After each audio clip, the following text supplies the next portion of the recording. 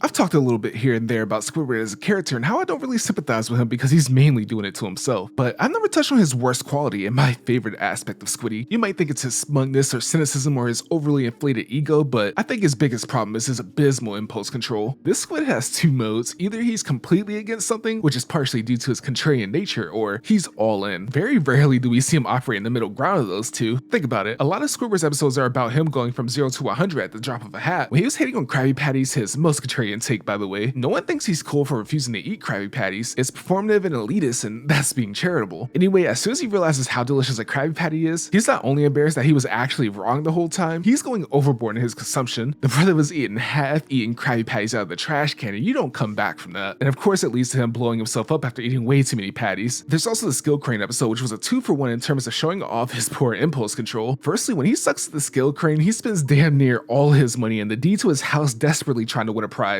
Then as soon as he gets good at it thanks to Spongebob, he's rubbing it in everyone's face and decides that he's the god of all cranes, destroying them all and hurting a bunch of construction workers. Even his biggest accomplishment, the bubble bowl, is crazy to look at. He rented all of those instruments and rented the factory that they practiced in. He spent a lot on this line. It was something that wasn't even close to a guaranteed success. Look, the man has a closet of clocks, a closet just for the same clock, not even a clock collection. I don't think he knows the meaning of excess. Now that I think about it, he feels like someone who came from a rich family. That would actually explain a lot of his bad traits, but I'll save it for another time.